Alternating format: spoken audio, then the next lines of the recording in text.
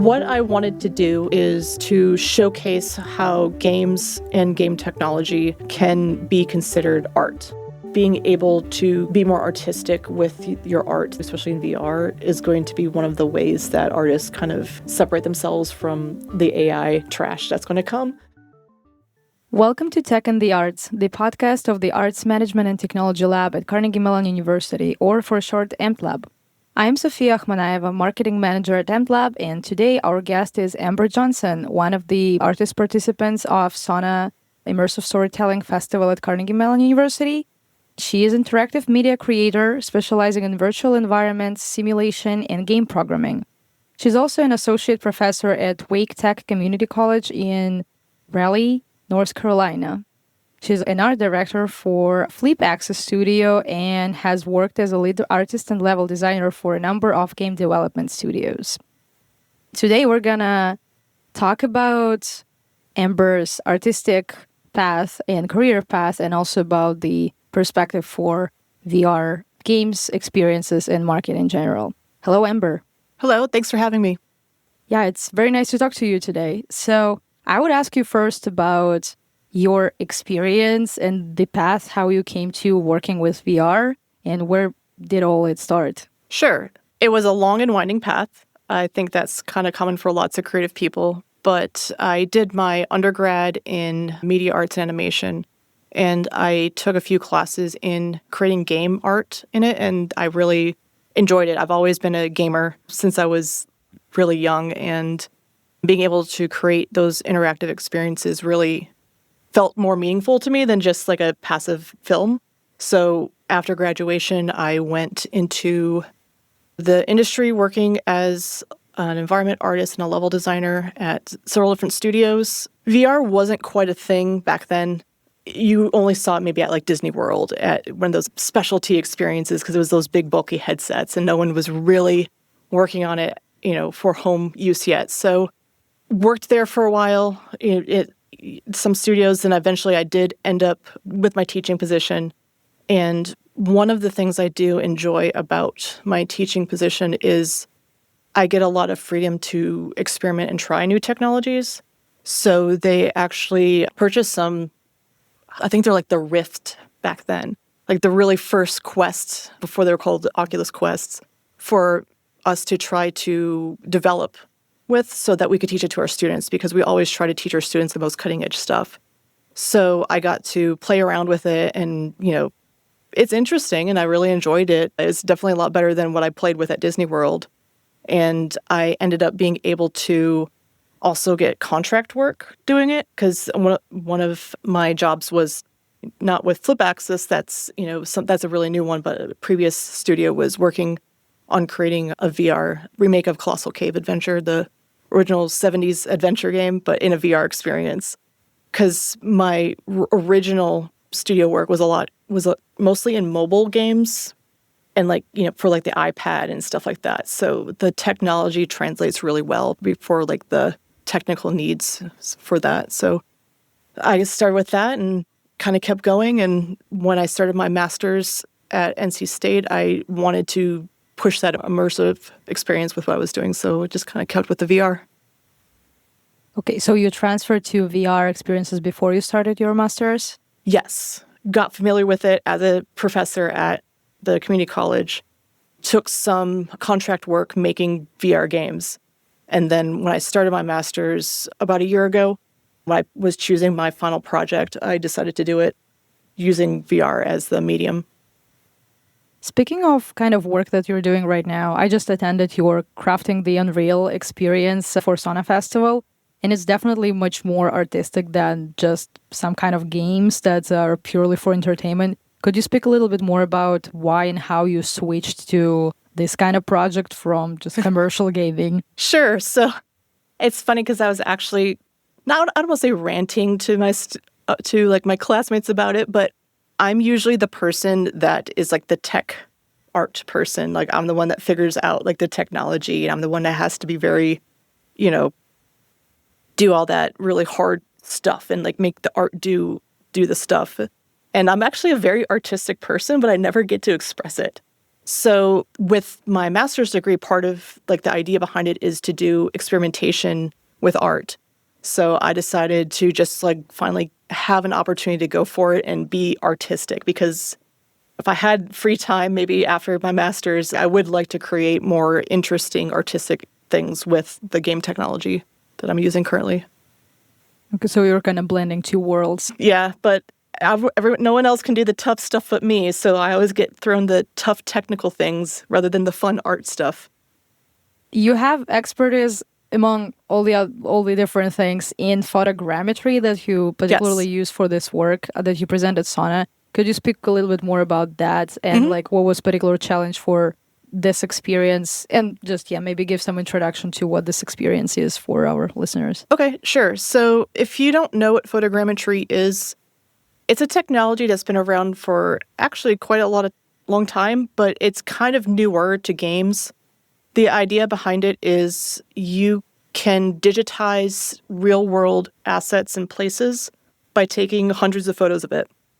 The software, there's specialty software that can take the photos you have taken and spit out a 3D model for you. It is really high-end, like it's millions of polys, and if you know anything about games, you know that a game engine can't handle millions and millions of polys yet, especially VR. So you do have to clean it up, but it's... Excuse me, what is poly? Polygons. So sometimes I forget to... Polygons, like the triangles that make up 3D models. Usually you don't want to push it too hard, especially in VR. Like you can only maybe do a couple 100,000 for the whole entire thing. And then when a model is like 20 million polys, like that's going to not quite run very well in the VR headset, so you have to clean it up a little bit. But ultimately, what it does is it gives you a very realistic looking model that it would take an extremely long time to achieve if you tried to make it the old-fashioned 3D modeling way with pushing and pulling vertices and creating textures. Like it's a significant amount of savings.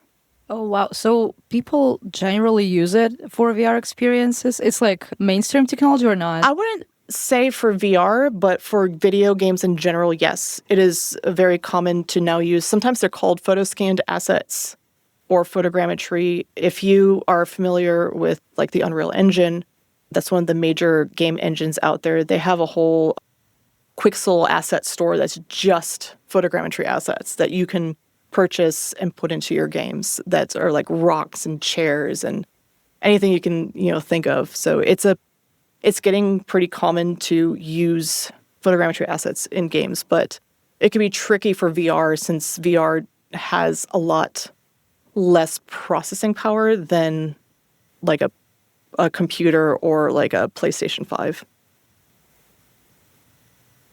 Let's get back to the work that you presented. Sure. So could you speak a bit about what it is about? Okay. Yeah. So what I wanted to do is to showcase how games and game technology can be considered art.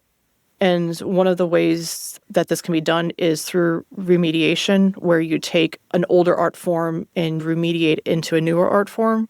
So I am turning surrealist stop-motion animation, taking the aesthetics of that and putting it into a VR interactive experience. Specifically, if you are familiar with surrealist stop-motion animation, I'm looking at like Brothers Quay and like Jan Svankmajer for their aesthetics of what I built and captured to bring it over into that.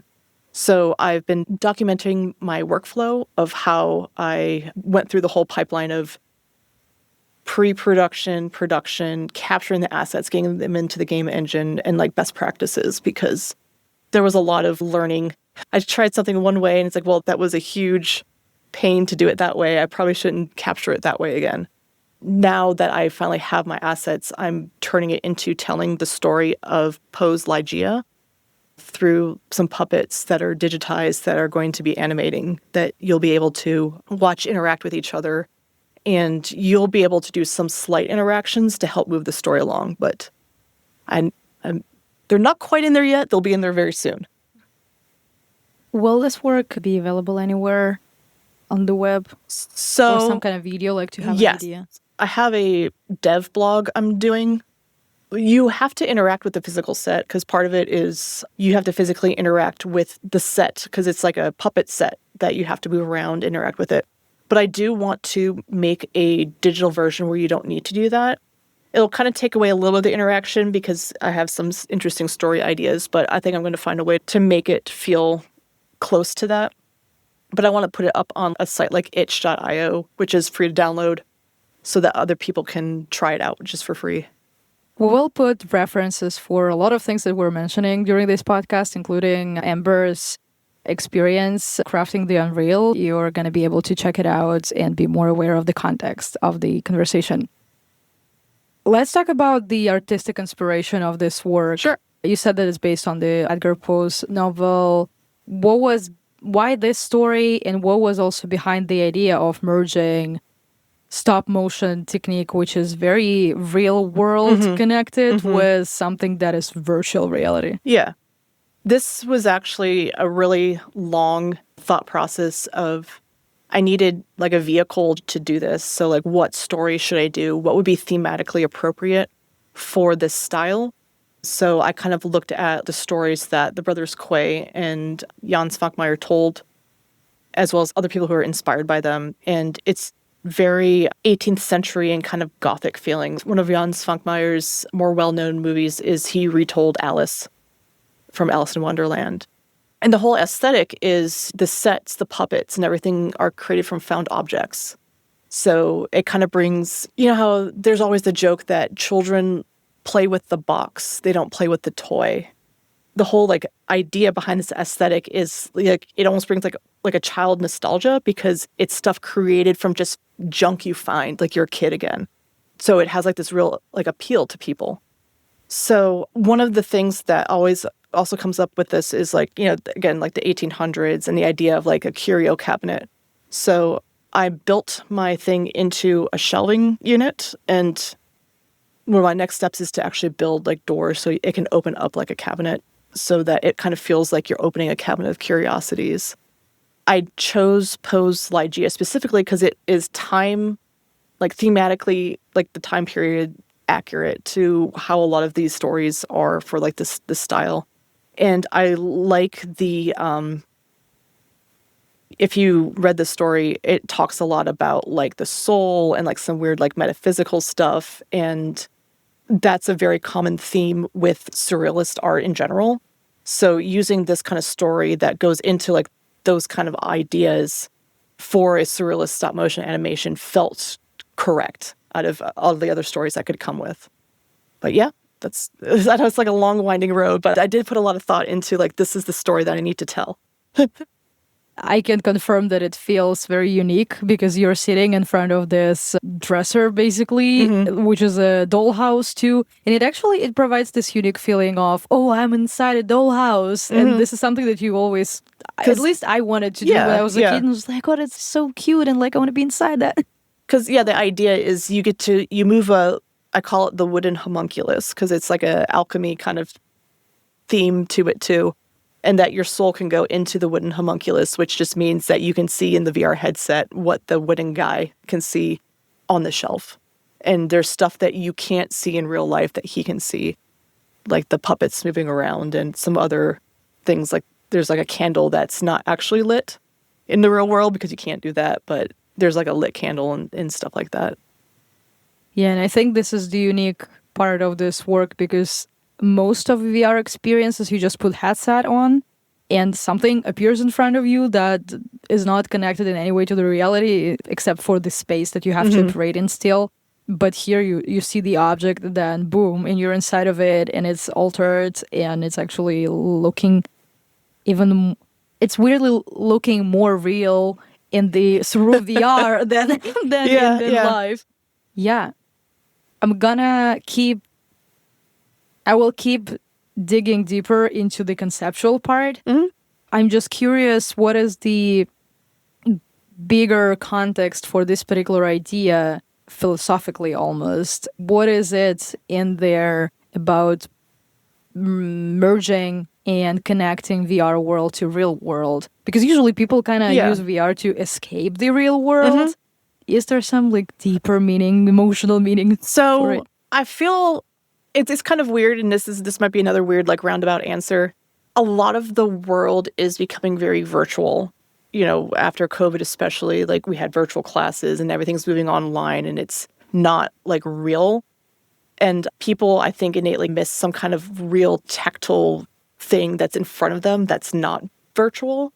And I thought it would be interesting to bring the tactileness of this specific style of animation. Like if you ever watch like those artists, like it's very tactile. You almost feel like you can touch the stuff because it's made of stuff that you encounter every day.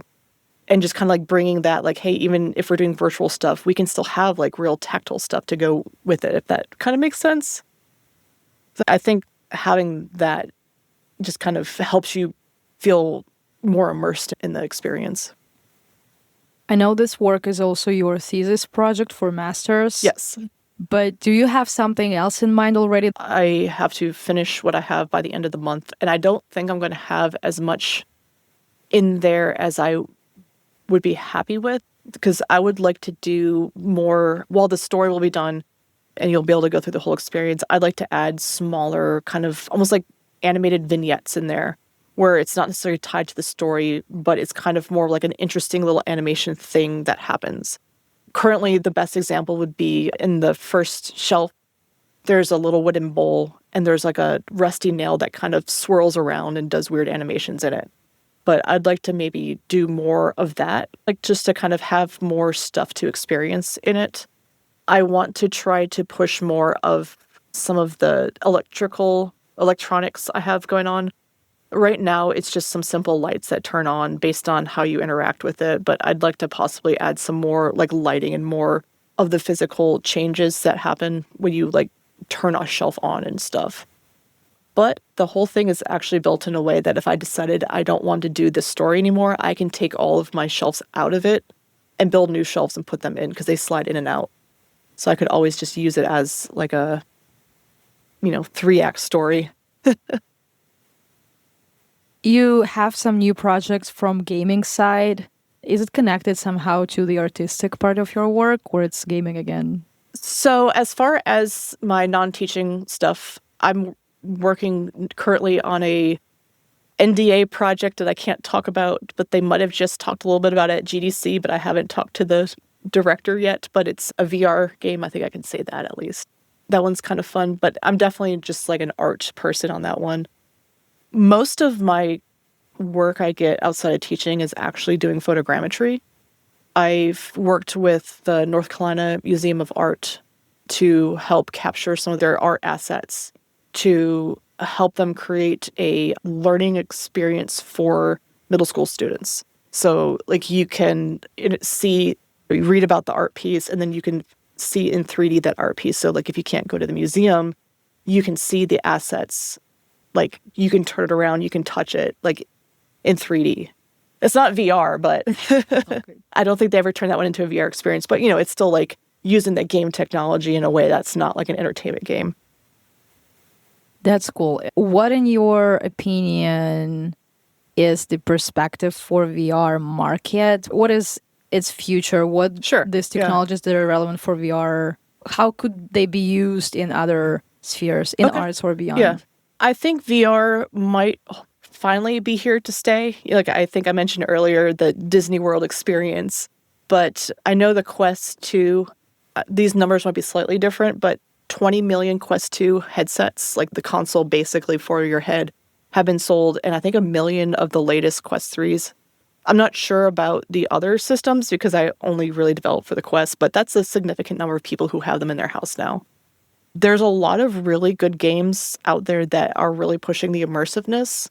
And several years ago, I never would have spent maybe $30 on a VR game, but I have now because I really wanted to play it and it looked really good using some of the newer technologies. There's a lot. I feel like it's a technology that is going to keep getting better.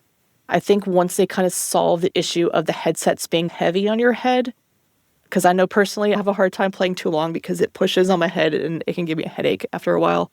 I think once they solve that, I think we'll see it a lot even more widespread. And, there's a lot of uses for it. I know they do have it being used in always, it's called the serious games sphere. It's games that are not meant for entertainment. It's meant for like your flight sims and like your training sims. I've even seen and read about VR being used in psychology to help like combat veterans overcome PTSD and stuff like that. So yeah, there's a lot of interesting use cases for like that kind of immersion. But I think as the technology gets better, we're just going to see it spreading. That's very positive perspective on it, I think. Mhm. Not all people adhere to this point of view. Do you think artistic works will blend with entertainment games in this space? I know specifically in the art space right now, especially in digital art, there's the whole AI art thing going on. And I feel that being able to be more artistic with your art, especially in VR, is going to be one of the ways that artists kind of separate themselves from the AI trash that's going to come. Because they can really push an artistic experience and not just generic person walking into generic room. Like they can really feel the art. Kind of like how when photography was first invented, they thought no one would ever get their portraits painted again. But there still is portrait painters and there's still artists who paint. It's just, it's more of an artistic expression versus a very realistic representation. How high is the entry barrier for artists to work with VR? It seems like it takes a lot of resources. To start developing? Yeah, start switching to this art form. So at the community college I teach at is a 2-year degree, and I teach my students how to create VR environments by their 3rd semester. So That's fast. you get the intro the first semester. The second semester, they learn 3D modeling. And then by the 3rd semester, they can take an environment art class with me. And the final project is to create an interior space emulating a specific architecture style that I tell them. And they do a good job. Like, I've gotten some really great work out of them. And I think if you have the drive, you can do it. There's a lot of free learning resources out there. And a lot of the professional technology is free for people just to try. That gives hope for a better future of VR, for better artistic experiences. The more people out there who can express themselves artistically, the better. Thank you very much, Amber, for being with us today. Yeah, and thank you for taking time to talk to me. Yeah, I hope you have a great experience at the rest of SONA. Thank you. Thank you for listening to this episode of Tech in the Arts, the podcast series of the Arts Management and Technology Laboratory. If you found this episode informative, educational, or inspirational, be sure to check out our other episodes and share with the arts or technology aficionados in your life. Check out our website at amslab.org, that's amt-lab.org, or you can email us at info@amslab.org. Follow us on Instagram at Tech in the Arts or Facebook and LinkedIn at Arts Management and Technology Lab. Our season runs from September through May, so feel free to follow us on your preferred podcast app. Thanks for listening.